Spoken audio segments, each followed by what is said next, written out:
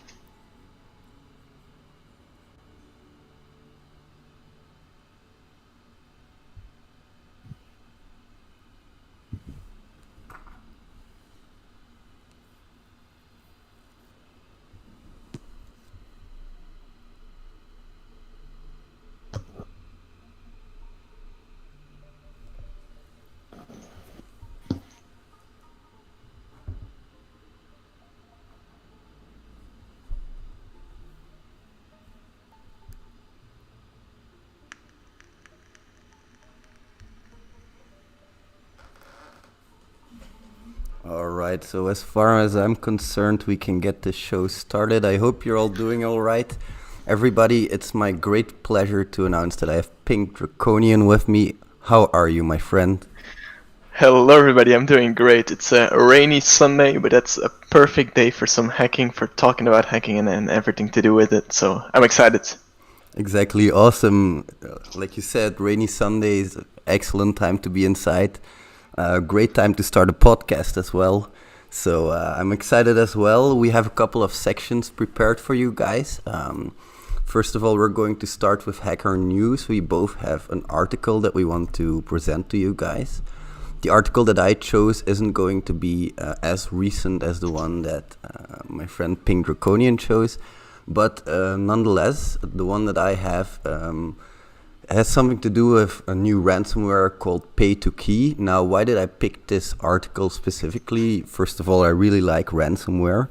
It's really interesting how, first of all, they don't charge as much as other ransomware does. It's peanuts compared to other types of ransomware. But also, I really like this one because in the beginning, this one stayed undetected for quite a while. Right now, about 34 total virus scanners can detect this type of vulnerability, but it stayed undetected for quite a while. And if you guys want to read the article, we'll put a link in the chat as well, so you guys can read that. Now, PinkJWT, which one did you pick? Can you tell us a little bit about that? So yeah, I have a blog from Cryptohack, which is about in macOS, some users noticed that their computer was running slower for some reason. And well, it turned out that was because there was a service behind the OCSP, which was overloaded. And that service, pretty much what it does, it verifies cryptographic certificates for app developers, for the apps of developers. So it's very interesting that you buy your PC and you think, okay, I have this and this is all mine, but really it isn't, because well, you're still dependent on their services. And if Apple, like in this case, it was overloaded and that's why your computer was slower. But what if Apple says, okay, we're not supporting this anymore, we're shutting this service down and you can't use your computer anymore? So I think a lot of people think they own their stuff, where in reality they don't. And I think that's very interesting and something that not a lot of people think about. Yeah, that's very interesting indeed. We don't think about it, but a lot of the stuff that we own, exactly, we don't really own that. Like, I was thinking about that recently, how much of the stuff that we have standing around here is unable to be modified, first of all, because of its complexity. Like my cell phone, if I would have to repair my battery, I'm pretty much screwed for that, you know. An iPhone, never mind, don't even think about it. I think that's the whole idea that George Hotz has as well. I don't know if you know him. Haven't heard of him. He's currently doing. He was the one that hacked the PS4, I think, or PS3 at the time. Because he also had this idea of, hey, I own this device, I own these electronics, so I want to have them. He became very famous with it, and now he's making cars that can drive themselves, stuff like that. But he's a very big figure as well. I think the idea that he brought forward, like, hey, we own this stuff, but we don't actually, is interesting. And yeah, I really like also your car. Like you said, your car is one of the most one of the biggest aspects in that regard for me, because in the old days I used to remember when you used to own your car, you could still tinker a little bit. Like if one of the lights went out, you used to be able to do that yourself. But now, if one of those lights goes out, I'm screwed, man. Exactly. I have to call somebody. Yeah, it's like the right to repair. I don't know if you know Lois Rossman. Oh, never heard. He's a really big proponent of right to repair as well, and I can really follow him in that regard, because if my macOS breaks right now, I'm also screwed. And yeah, Apple likes it that way. I think a lot of companies like it that way. Yeah. But I think me as a person that is like educated in IT, and I think like a lot of the viewers as well will have this same feeling that we don't want that, because we're also kind of lending out our security, we're lending out all this stuff, and there's a lot of good things about this as well, but there's also a lot of things that are kind of questionable and think about. Yeah, so really like that topic. Thank you very much. Now, for the write-ups of the week, I went with a bug bounty write-up. The one that I went with is access to multiple production Grafana dashboards. Now, I really like this one because it's very, very simple. This user found, when he was bug bounty hunting, some production Grafana instances, and they contained some very confidential information. This might seem super obvious to somebody who's like known with Grafana and knows what Grafana does, but Grafana, it like gathers your metrics and you can use it to consult those metrics. So it's like really simple. He probably found this just like fuzzing. He says it here as well. While fuzzing patterns of certain Snapchat related projects, I was able to find an instance of Grafana which was accessible by a guest user. The instance contains hundreds of production dashboards, valuable data about the company. Furthermore, one of the custom modules was vulnerable to SQL injection. So, really nice find. I don't know how he did that. He tells us he's fuzzing, but like the fuzzing list that he was using must have been very important in this one. There was no other way for me, you know. Could you tell us a little bit about the write-up you chose, because I found that one super interesting as well. I also want to discuss this a little bit more about this one, because we have this instance that is pretty much accessible by a guest user. Now why did that happen? You have to imagine, like, how did that occur?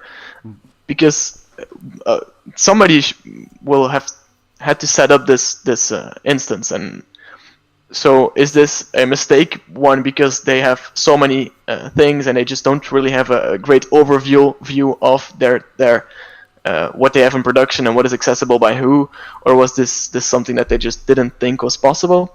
Because for the company, you have to think, well, they're going to have to fix this, but if they fix this, well, okay, they solved this issue, but how can they make sure that this doesn't occur in the future? I think that's very interesting as well. Yeah, that's a really interesting remark. I was thinking about the same thing a while ago when I first read this report, and I sort of just assumed it was a misconfiguration. But now that I've read the disclosure date, I'm thinking maybe this is even Corona related, you know, with people working at home a lot more. Maybe some Grafana dashboards went open up that wouldn't normally even be open. So I think like this disease has a lot of complications in our life, even beyond what we first think of. You know?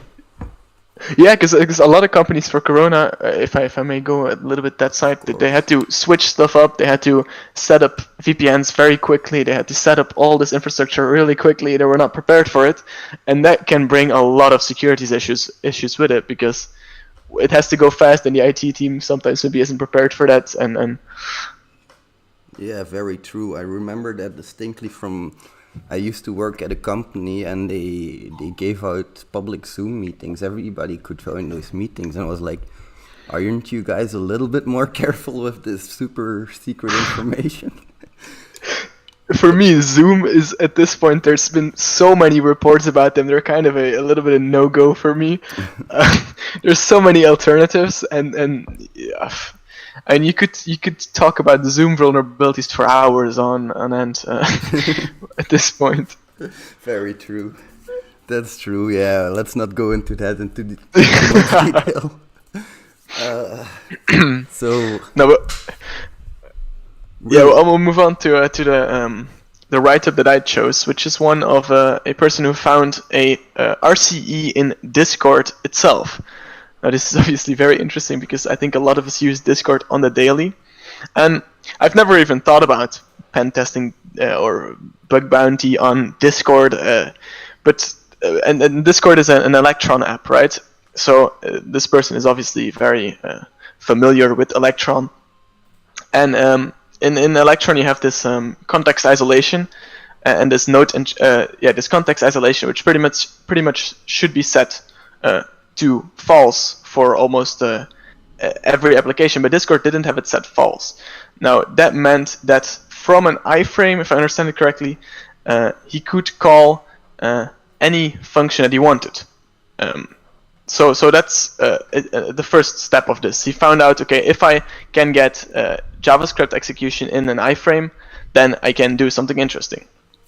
So then he went looking for that kind of stuff. So we looked for embeds in Discord, and I don't know if you know Discord well, but if you post a link, it'll show you like a little preview of the link. It's like in a YouTube video, it'll show you the YouTube video where you can click play in Discord itself.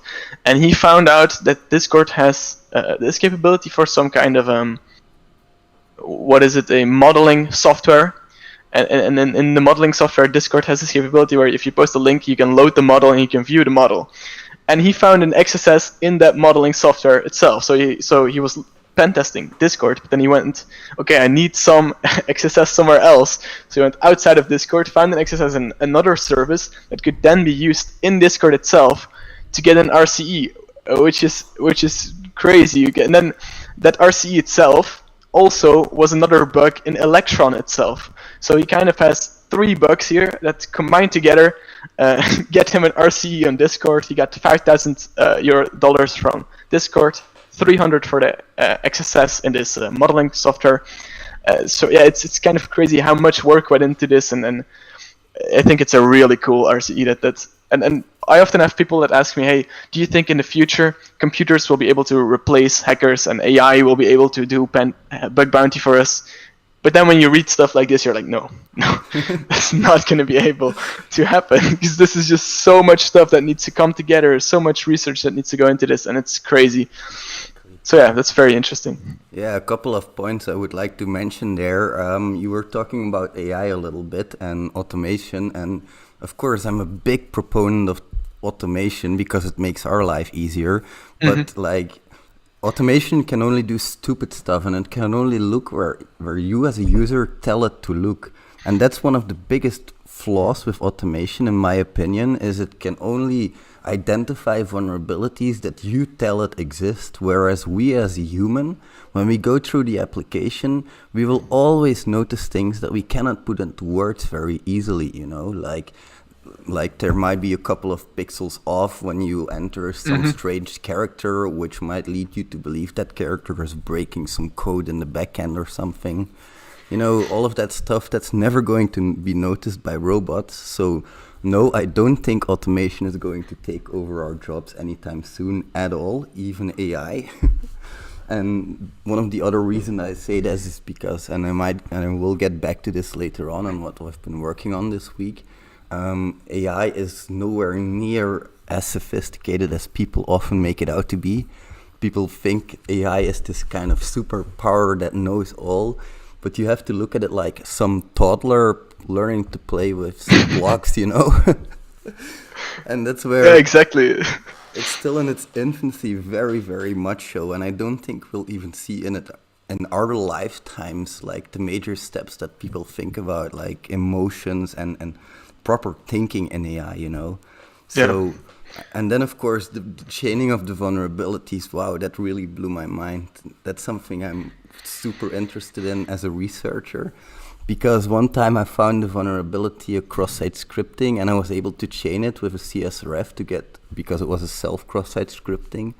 But then I was able to chain it with CSRF to get some really cool vulnerabilities, but I wasn't able to chain it any further.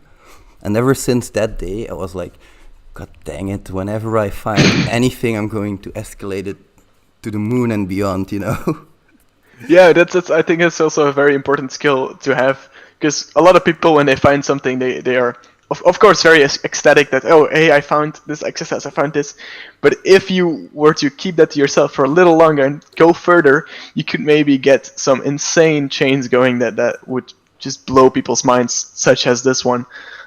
Yeah, exactly. And that's often difficult. I get that. I understand. If you find that cross-site scripting, you want to report it.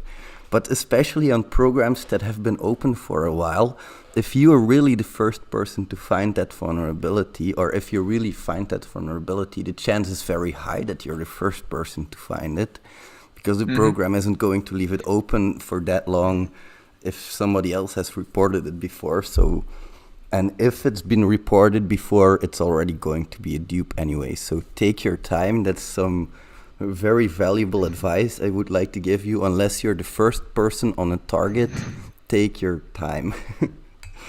So one thing I would also like to touch on is like this guy knowing React inside and out. Like that's something that's very important.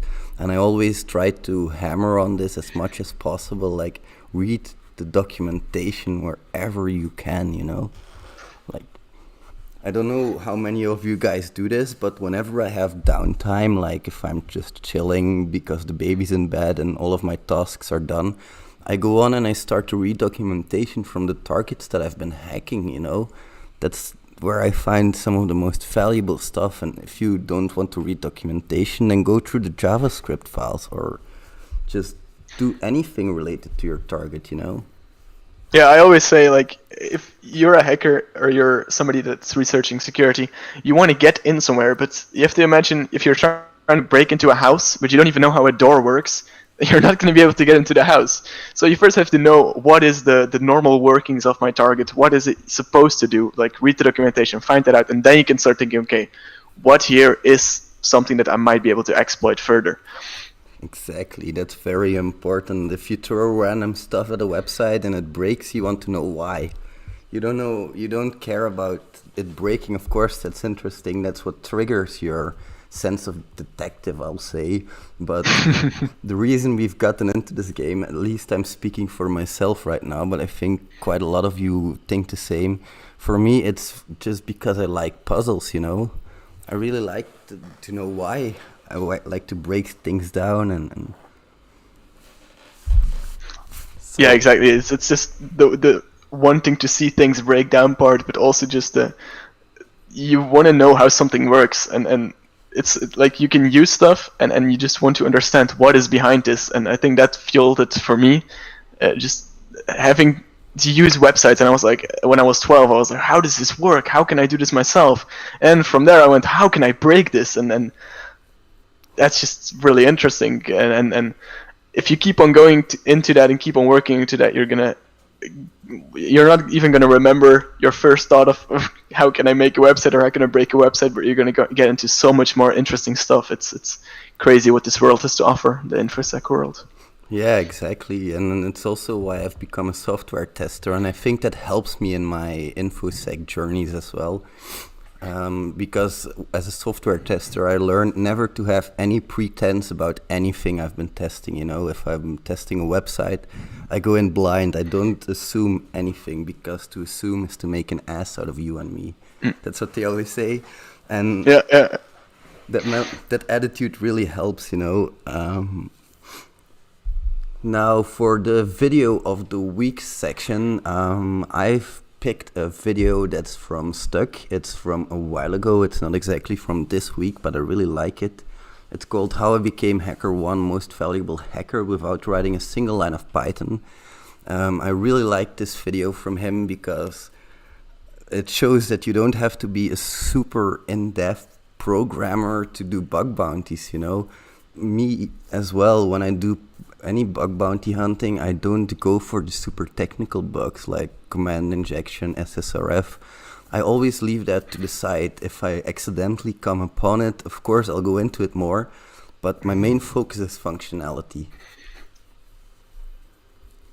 Yeah, I think for me that kind of hits, because I always try to make things as technical as possible. I love the technical side, but sometimes that kind of stops me in my tracks, because I should think about it more as a high levels thing as well. So yeah, this video is definitely very motivational, for sure. I think STOK is insane at motivating people, and his whole brand kind of does that. And if you read the comments on this video as well, it's all just people saying like, "Hey, you inspired me to do this.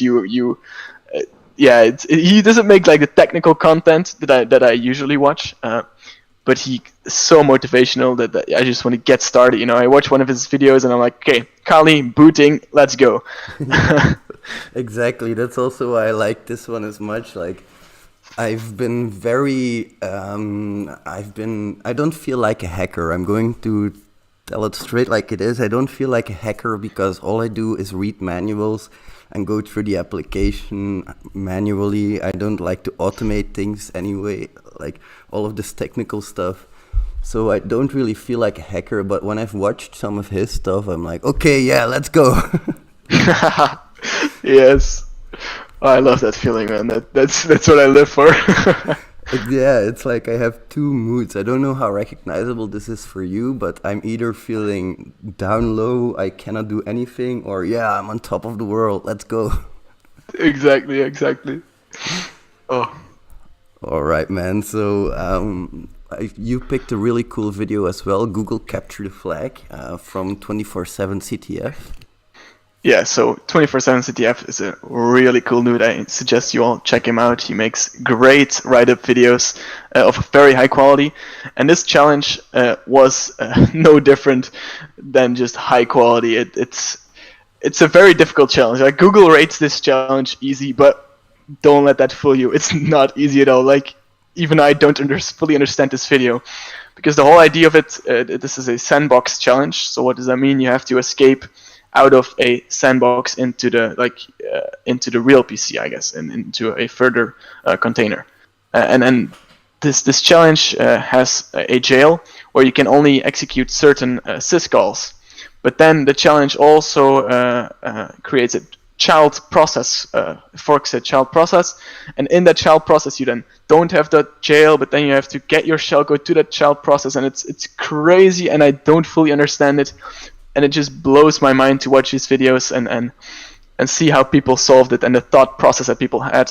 And this also comes back to how I got started in cybersecurity, because I started when I was 14. I didn't know any code, I didn't know anything, and I just watched live overflow videos, and I thought like, wow, this is insane, this is crazy, how can somebody understand this? And through the years I learned some coding, I learned some programming, and then I started rewatching those videos, and I was like, oh, now I understand this, now I understand that. And now I can almost always, like, that's not true, I can sometimes fully understand the video.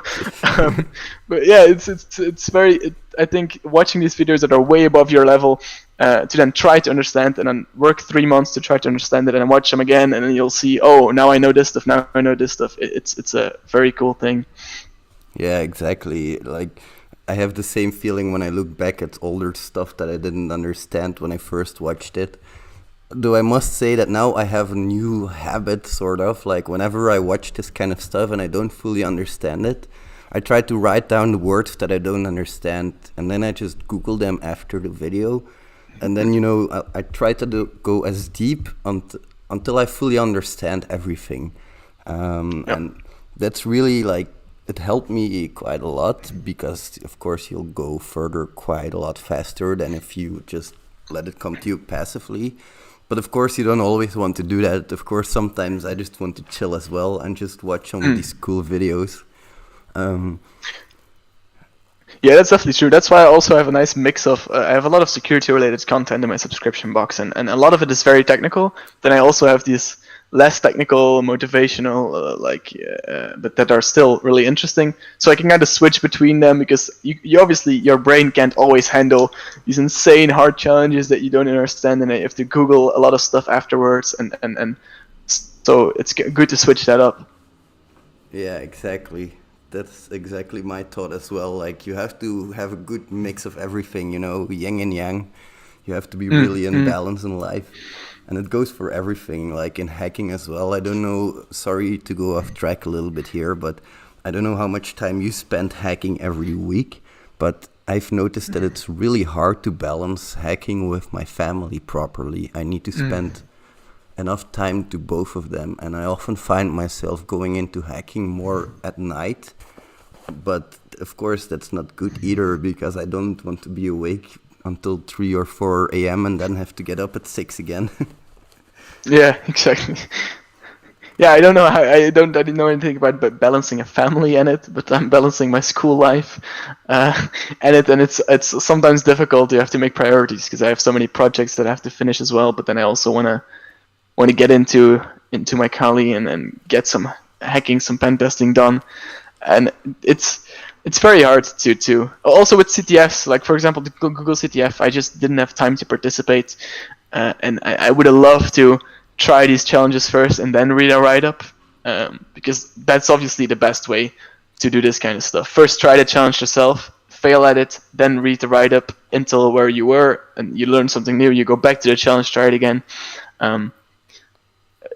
But yeah, time is a very big issue. I wish there were 48 hours in one day. Honestly, that's if a genie ever comes to me and says you have one wish, that's my wish. I would totally stand behind that. Please give us more time. And that's like when I went for my OCSP, that was one of my biggest problems, the time constraint. That was terrible, like 24 hours to hack 5 machines. You really have to go further than hacking to complete that exam. Like, yeah. So, sorry, go ahead. I don't like the whole idea of like CTFs and the certifications having 24 hours. I think that's like a very unhealthy lifestyle, because it kind of promotes, like definitely for CTFs that are like 24 or 48 hours, it promotes staying up all night, having this very unhealthy lifestyle. I really enjoy it when they are just like 12 hours, so you can just spend 12 hours on them and then still kind of have a healthy life and not have to stay up until 1 a.m. or later. And Though I must say, having organized the CTF, one of the biggest problems is time zones. Yeah. People are like in different time zones all of the time, and it really makes things complicated. That's why like we chose to make it 48 hours or like even 72, I believe, but we gave people enough time to actually not just be hacking all of the time, you know. We wanted to make it balanced. But of course, some people don't listen and they just hack away anyway. I mean, congrats to them if they can do it, but I can't. I need my sleep. Same. Alright, so for the tools of the week, I went with Nuclei from Project Discovery. The reason why I went with this is I need to explain a couple of things. So what this tool does, first of all, is it's like it can do some targeted scanning based on templates. There are some pre-built templates that you can download, or you can create your own templates and en masse scan your targets using those templates. Now, I really disadvise from using the built-in templates or using the standard templates. I would highly advise that you build your own. The reason I say this is because I'm going to take an example. The cross-site scripting templates, they are built from a couple of people's experiences, and of course that's going to be good. But cross-site scripting has so many chances to occur, like you can do some JavaScript escaping, you can do some HTML code injection and do some JavaScript that way. You can do some AJAX hijacking. There are many different ways for you to do cross-site scripting. Some of these ways have not been described in a template yet. And of course, if you come across one of these ways and you create your own template, you're not going to give that template to other people before you mass scan every single target that you can find. So that's why I highly disadvise from using the pre-built templates. And if you know what you're doing, put some time into it and create your own templates for this. I don't know if you've ever used Nuclei itself. I had never heard of it actually, but it seems very, very interesting. It's really useful. The fact that because it's obviously an automation tool, and automation is all great, but automation tools, most of the time, they just make sure that everybody has kind of the same tools, and if somebody's already running it on a target, there's no point in you running it again. But with these templates that you can write yourself, that obviously makes it more interesting, because then you can make it the way you want it, and make it better, and add stuff that you've seen and that you want to search for. So yeah, that's really interesting actually. And these templates, they're not hard to write. I have one on screen right now, and it's basically just a YAML file. I don't know if you heard about that, but probably have. It's pretty simple. You just give it like a normal YAML file. You give it the request that it has to do. You give it a bit of information. In the request comes the method, which paths to check for, which headers to give it, some match conditions, basically some regular expressions, and then you have your template. So it can be super simple. This is one that for the shell shock CVE that I have on screen right now. And it's really useful, especially if you're a bug bounty hunter. I would highly recommend that if you find a vulnerability, that you just create a template for that vulnerability and you just check all of the targets that you've checked before. This is why it's super important for me that you guys take notes when you do anything, because how else are you going to keep track of your targets? Like for me it's very important that down the line I can go back, I can check all of my targets again for certain vulnerabilities that I found. Because it's not uncommon that some vulnerabilities are shared across other different targets, you know. I don't know if you have any experience with that, but that's been my experience at least. I think that the whole idea of taking notes and taking good notes, it's incredibly important. Also, if you're still learning, also take amazing notes, because your notes are kind of, your memory can process everything. You're gonna forget stuff because there's so much to learn. So if you have good notes, then you can remember, oh, I did this before. And I even wrote some tools for myself, because I had notes for like everything I did learning. And then I wrote a short script where I can grab through all of my notes. So if I know that I've done something but I don't know where, I can just type the quick command and boom, I get like, okay, these are my notes from when I did that previously.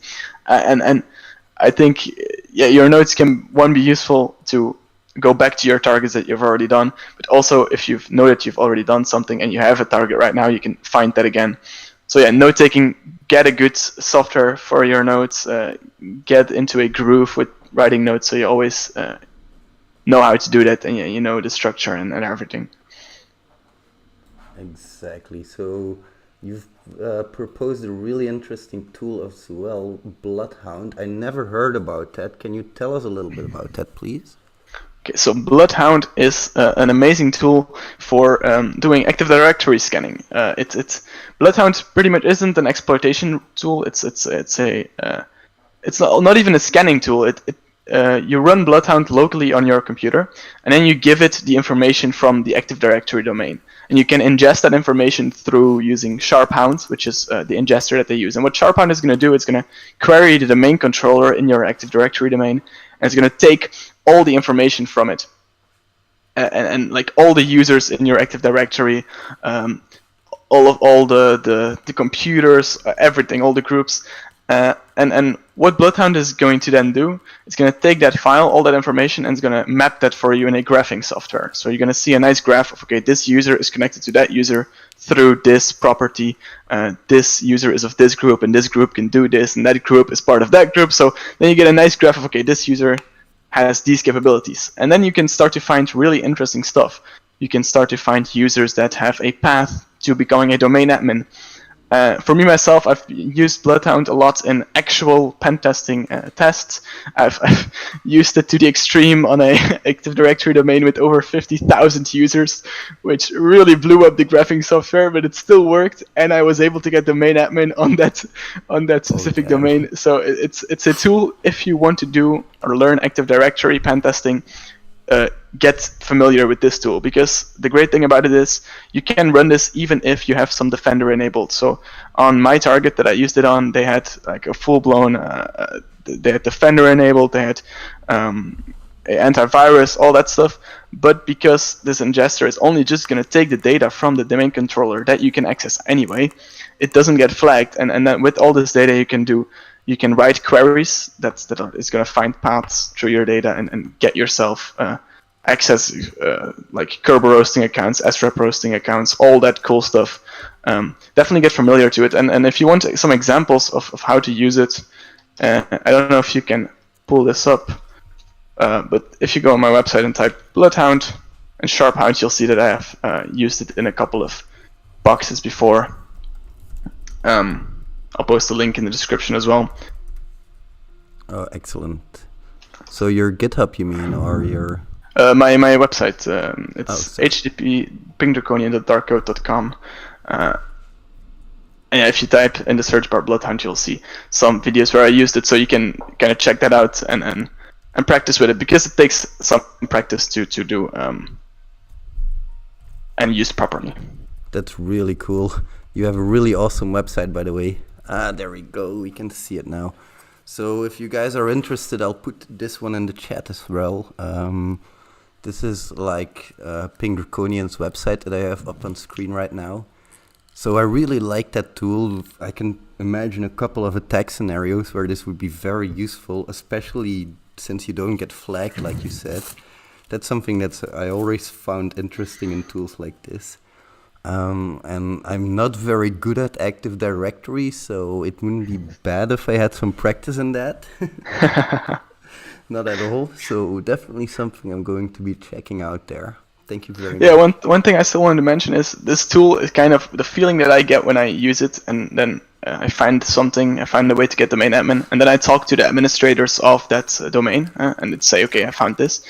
I always have a feeling that the tool gives me a view of Active Directory that they don't have. Because I get this view of how everything works. I see in a graph, okay, this is connected to that, and that's connected to that, and these admins of these domains don't have that, and they don't fully understand the connections that there are. So I think this would also, for blue teaming, would also be a great way to map out your domain that you're working on, that you're defending. So yeah. Oh yeah, definitely. That's a good idea. Like, for blue teaming as well, I often wonder why blue teamers don't have these kind of tools. Yeah. All right, so for what we've been working on this week, you wanted to show us something. I don't know if it's possible to share your screen. I have my Discord open on the stream right now. Let's see if I can share screen one. There we go. Go live. So, okay. All right, we can so I've been working on, in the past couple of weeks, I've been working on a kind of full methodology for pen testing JWT tokens, right? So I have my Git book here, where you have a full methodology that's going through all the steps, all the possible attacks that there are with JWT tokens. I don't know if you guys are all aware of JWT tokens. Maybe I'll do a short introduction to them. So a JWT token is pretty much a way for you to keep sessions with a server, for you to also kind of authenticate with it. So it has a header, it has data, and then a signature. And example data would be your name, or for a login of a website, you would have your username or something like that, and it's signed by the server. So only the server can edit it. And there's a couple of vulnerabilities that are very interesting, and this is like a whole methodology for finding almost everything. It's not fully complete yet, but I also wrote a kind of script here that's gonna, you can give it some information. So for example, we are currently doing this on a demo from Sjoerd Langkemper. It's a demo that pretty much gives you a JWT token. Like, so let's get a new one, copy that, and then you can send it, and it's going to show you the information that's in the JWT token. So here it says hello world. Okay. Now we want to edit this JWT token. So what are we going to do? We can put it in my script here, and we're going to say, okay, the URL is this. We then have post data, so when we press that button, it sends a post request with our JWT token. We're going to paste that in here. All right. Then we say, okay, when a text is valid, it says valid JWT. So that's how our tool is going to know, okay, that's valid text, and then we use the method post. So now if I run my script, you see it'll do some things. It'll show us the token. So we have this header, we have this data in it currently. It's then going to check a couple of things. If the token is required, if it's being checked, it's going to check the origin, and then it's going to start going through some vulnerabilities. For example, in this case, it checked the non-algorithm vulnerability, which is where we changed this algorithm here to none, and some servers accept that, and then you don't need to supply any signature at all. So you can modify your token the way you want. Okay, so it says, okay, success, we found that was valid. So now I can start modifying this token. So I'm going to say I want to keep the header the same. And then for the data, we're going to change this message here to say, hello, hacked by PinkJWT. Okay, and it gives us the token. So now we can use this token. And if we paste it in here, send it, we'll see it says, hey, hacked by PinkJWT. So we were able to modify this token and get into it that way. And there's a lot of more stuff. There's also a lot of stuff that I still need to add. But yeah, this is the tool that I will be releasing in the next month, I believe. So yeah, stay tuned for that. And I hope that's interesting to you guys. I really look forward to seeing that tool. It sounds very interesting to me. I've been coming across a couple of JWT tokens and wondering how I could hack them. So that sounds very interesting. Like, I don't know if you took into account like the normal things like algorithm change, probably like things to algorithm none. Do we? You have the algorithm change from the HMAC to the RSA. You have some header injections like JKU. With some JWKS pages that you can host locally and that you can use. So there's a lot of different attacks, and all of them will be included. Currently, I don't have all of them yet, but the goal is to have all of them in there. So it's like this one tool that you can always use on any JWT situation. It's going to tell you, is this vulnerable or is this not? So you don't waste time on that. That looks really interesting. Really look forward to that. Okay, so for the tool that I've been focusing on this week, it's mostly been AI focused. I've been trying to write plugins for Burp that will automatically scan for interesting parameters. Now, what do I mean by that? Say, for example, you're looking for local file inclusion or remote file inclusion. What I want my AI module or my Burp plugin to do basically is it will look for anything, any parameter which will include a file, and it will show that parameter and it will let you try LFI and RFI on it. It will look for SSRF wherever possible. It will basically like highlight some parameters for you. But of course, that's not a tool that I'm going to be releasing soon because there's quite a lot of work that still needs to be done. I don't have anything to show you guys yet either. I've mostly been working on getting Burp plugins to work for now, but I've had a couple of good ideas for how I can make my test data structured and how I can make that work. That's mostly interesting for me because there is still a big test data biased. I want to feed it my data engine. I want to feed it some parameters, and I want to feed it some vulnerabilities that are found on those parameters. But I didn't really have a good data source up until like a couple of weeks ago. I came up with the idea of just scouring the HackerOne activities and any published write-ups. So those will be my next places to look for test data.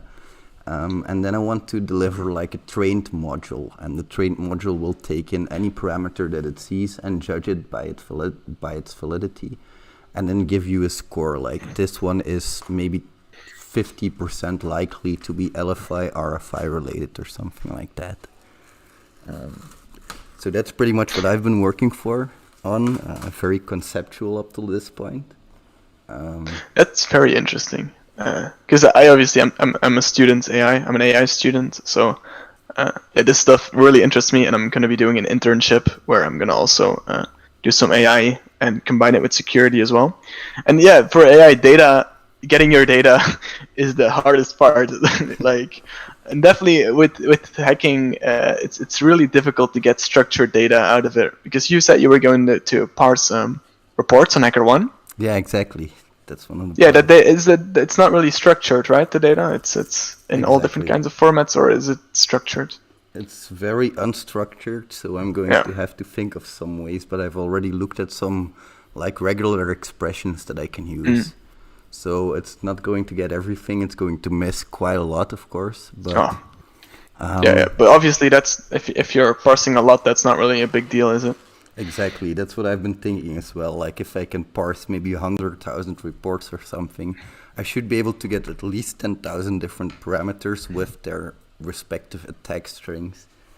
Um, and of course, I want to keep those into account as well. You know, when it suggests that a parameter might be vulnerable to LFI, RFI, I wanted to give you an attack string as well. I don't just wanted to tell you like try this on that parameter.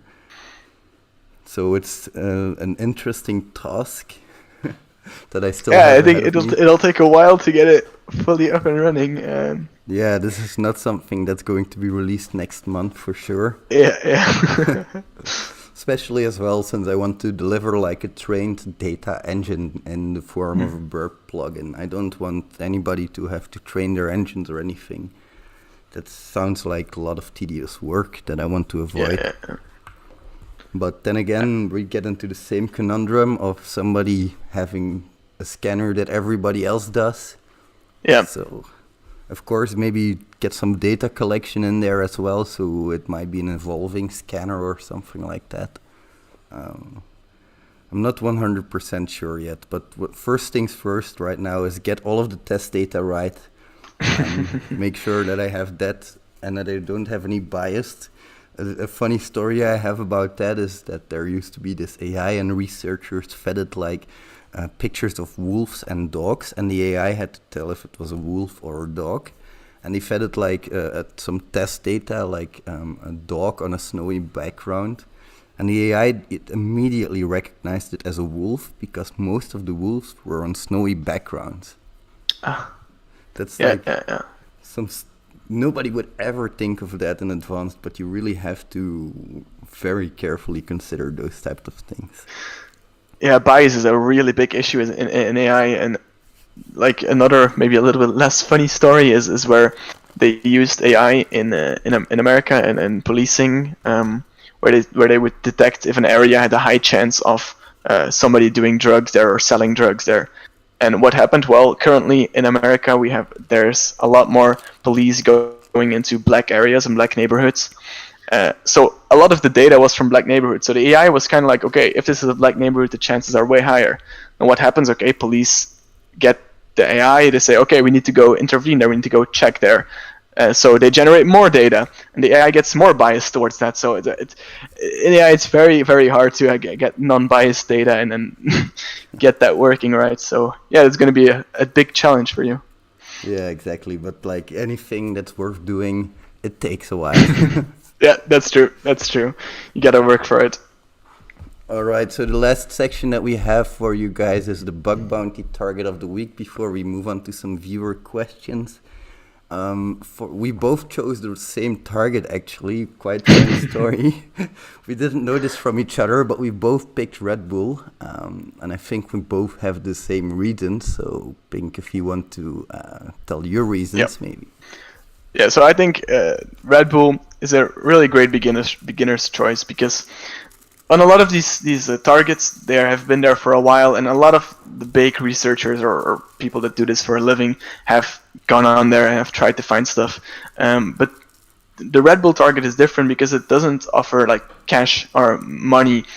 So when you find something, you'll get some Red Bull. And that might seem like stupid. Like, why would I want to spend my time on that if I'm just going to get some Red Bull if I find something? Well, if you're a beginner, you just want to get your first finds. You want to get into things. You want to get a feel for it. And if you go on these targets that have been parsed over by researchers so many times and by the top researchers, then, well, it might be harder to find stuff. I'm not saying it's impossible, but as a beginner, it might be harder. And it might also be disheartening to spend like a month on some targets and not find anything. Whereas with this one, you might have more luck. And since it's not been parsed by the best guys in the field yet. Yeah, that's really good reasoning behind that. I have about very similar reasoning as well, that Red Bull hasn't been online for that long yet either. They have only been online for a couple of months, and as well for their giant scope. Like anything Red Bull related is in scope, it appears. If it's confirmed to be a Red Bull asset, then it's in scope, so that's really cool. Apparently, you just have to check if the whois record for the domain belongs to Red Bull. And if it does, then apparently it's in scope. So that's also a big plus for me, of course. Now, quite a few submissions have been made, but do not let that discourage you guys, because the scope is so giant and there's still so much to be found there that it's incredible. Like, I have been looking, and especially since this is very important, if you guys want to hack on Red Bull, read their out of scope very, very well, because they have reflected and DOM cross-site scripting out of scope.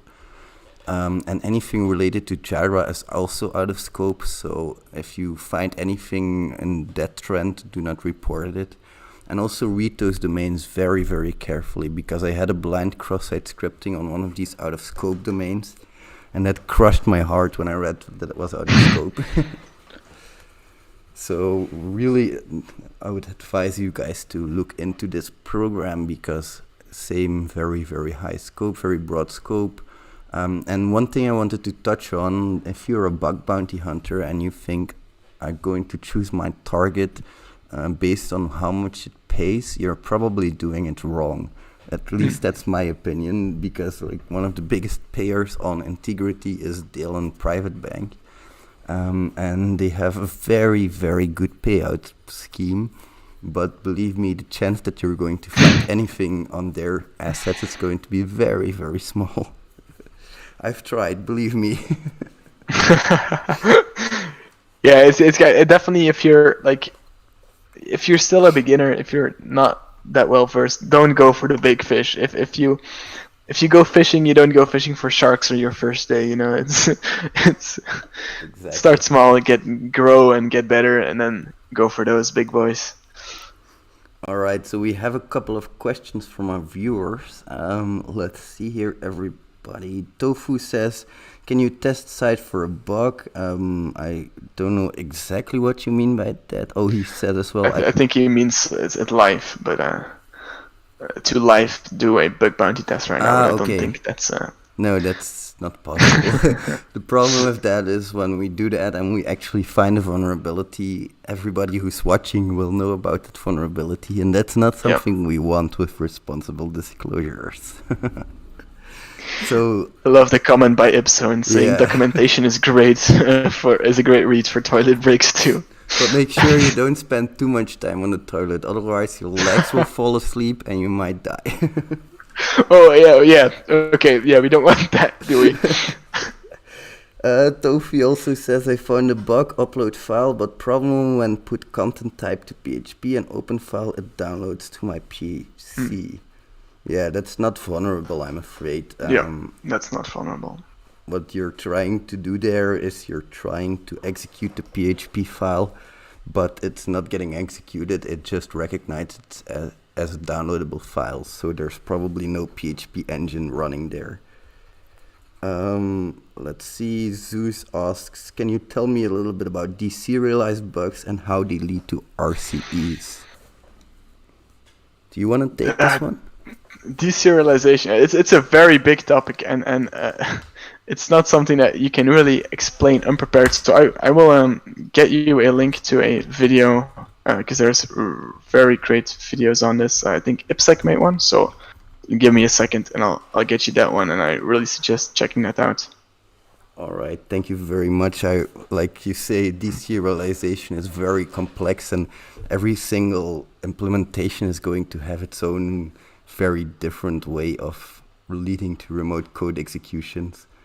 So thanks for that. I don't know if you guys can see the link in the description, in the chat. I don't think so. Give me a second. I'll send you the link on Discord as well. But yeah, for deserialization as well, there's so many, you can do it in so many programming languages as well. You can do it in Java, PHP, and so on. So it's hard to really get like one answer for it. But if you think there might be a vulnerability, you might be able to deserialize something, look into your specific case, your specific programming language, and get deeper into that.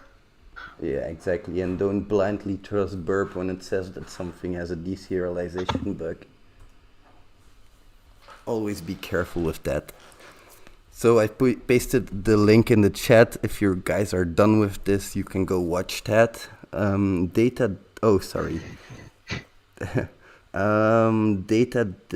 Disciple says, "What's up, you amazing hackers? Hope you're doing well today. Love you back, my brother.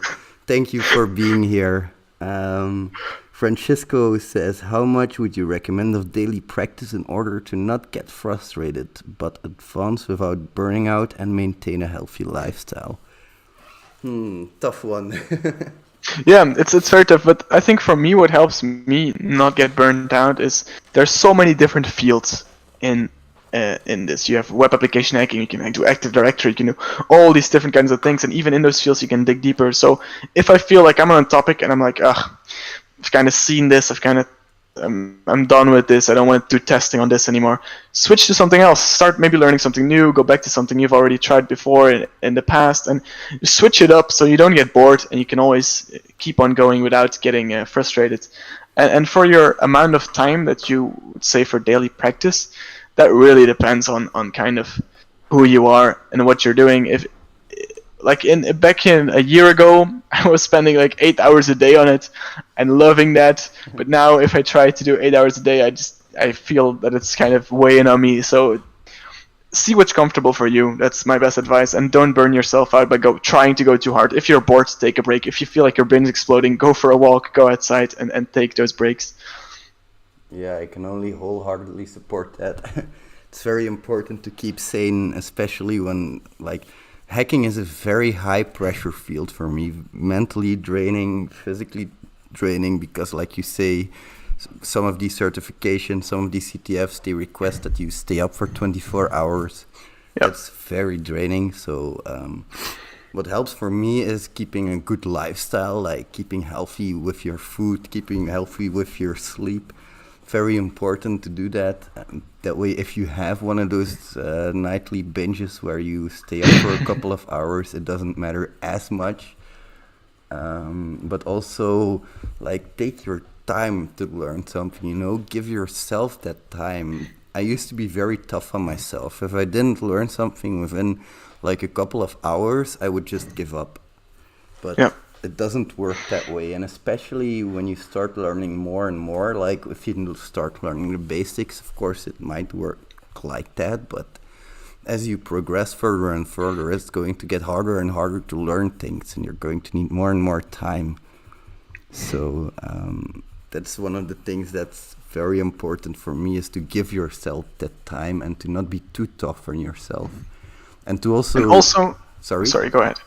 One of the last things I wanted to say is to just take the time to be proud of yourself, Just look back where you came from, because it's very far.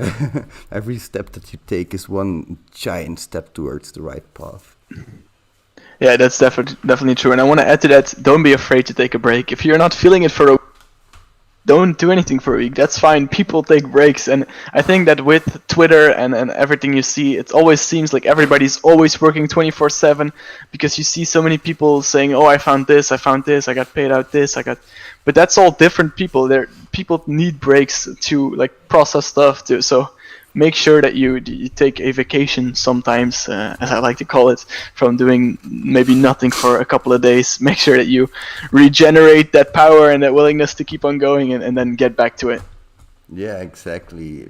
That's very important as well, those breaks. I've been taking a long break from bug bounties myself as well. Not because I've been sick of them, but because I've needed some downtime, some chill time, especially with this lockdown. I've been feeling quite blue, and it helps to just go and take a walk in the forest, So let's see. Pachik says, hello guys, hello you amazing hacker. Matthias says, white hat stalking. I mean, OSINT challenges are so fun. OSINT is honestly, it's so fun just to spend an afternoon on a random person. I used to do this where I would game with some people online, with some random people, and then I would ask them, hey, can I see can I try to find stuff on you? And they would be like, yeah, go ahead, you won't be able to find anything. And then within a couple of hours I could come back to them, hey, this is your maiden name, you're this, and it's such a fun skill. It's for me, it's a good afternoon of me wanting to relax, just doing some OSINT. I like it a lot. Yeah, same.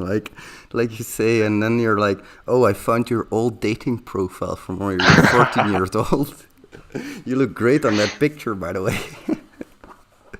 Yeah, OSINT is amazing. Like, there are some OSINT CTFs as well. One really popular one of my subscribers recommended it to me, and it's where you can help doing OSINT, and you actually help outstanding missing person cases being solved.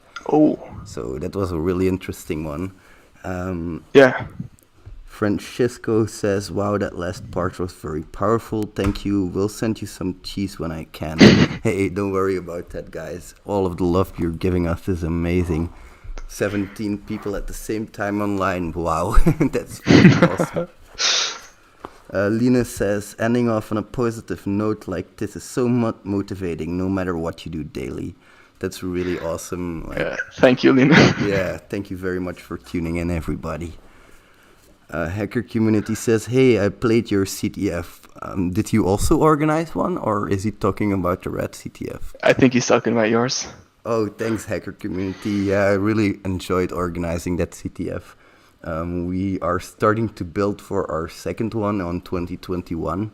So one of the biggest mistakes that we've made is we actually done our CTF and we only made it like one big challenge. And it was really cool, don't get me wrong, the box that was built for that challenge was mind-blowing, but it was super, super hard, and I think that's what scared a lot of people away as well. Though I must say, quite a lot of people hacked it fully. That's something I didn't expect. There were quite a lot of teams that actually did get it fully there. So, oh wow, thank you Rennie Pack for that €2. Thank you very much for that super chat. Yeah, that's amazing. He sent us a sticker that says 1UP, but actually Lead Up is coming up soon, and I'm really freaking hyped for that. It's the live hacking event from Intigriti. I don't know if you're invited. Yeah, that's gonna be exciting. Oh, I'm super hyped for that, man. I have my scope call soon, so we'll see how that goes. I'm really, really hyped for that, man. Damn, that's cool. It's my first live hacking event, and it's going to be so freaking awesome. Yeah, I'm definitely gonna tune in. Check that out. Yeah, I hey, on your CTF, when is your next CTF? Because I was so sad that I couldn't play in your first one or the one this year. I'm trying to aim for somewhere the middle next year because I also want to bring out a course soon.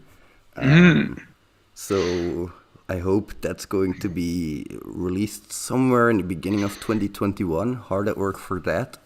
And afterwards we're going to go full on for the next CTF. It's going to be freaking awesome because the box they wanted to build and that they were talking about, I don't know if you know Hack 5, but they sell like I do.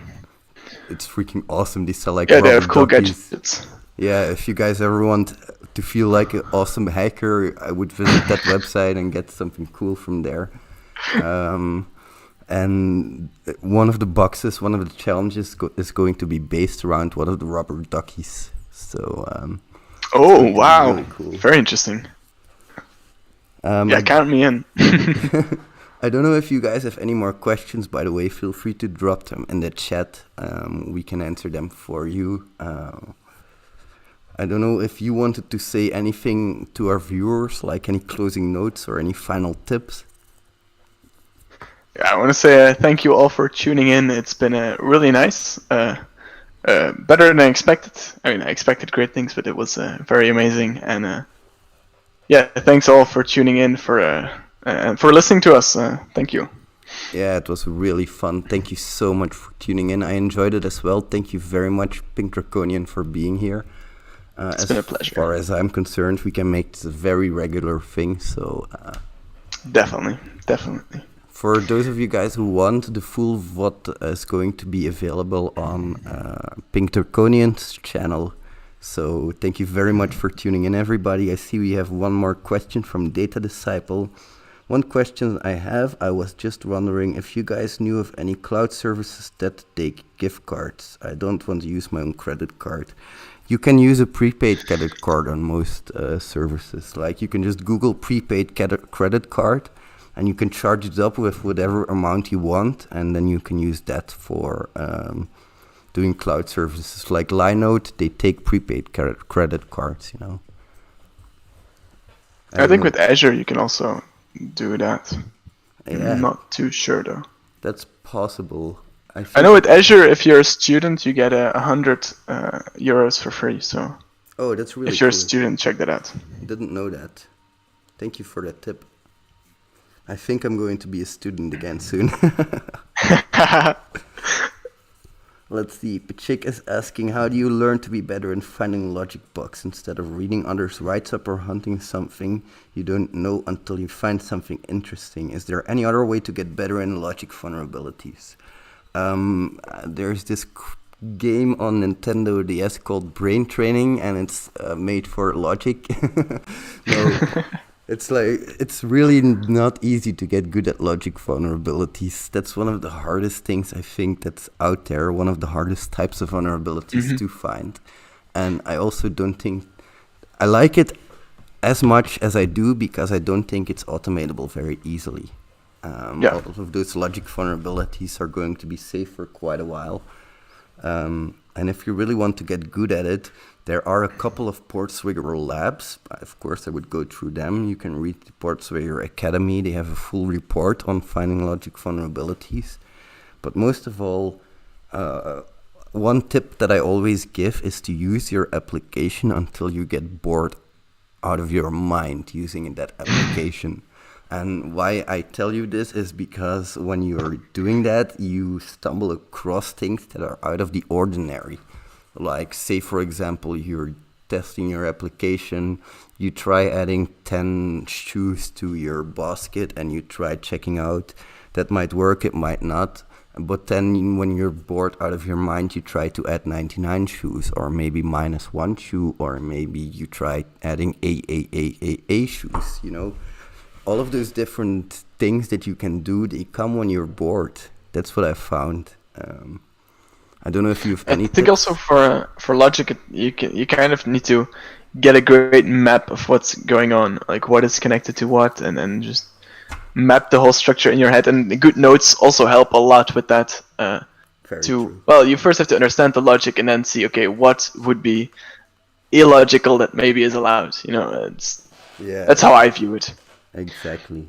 Inti from Intigriti, he said about like when everybody starts up their tools, when everybody's hacking, I start reading the manual, and I found that something that really stuck with me, because that's the only way of getting to know your application good enough to find any logic vulnerabilities, in my opinion.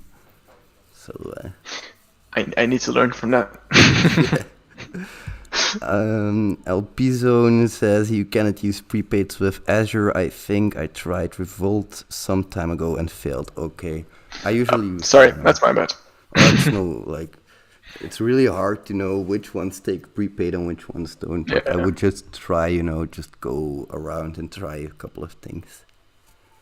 So thank you guys very, very much for tuning in. Thank you again, PinkJWT, for this. It's been really a pleasure. It's been great.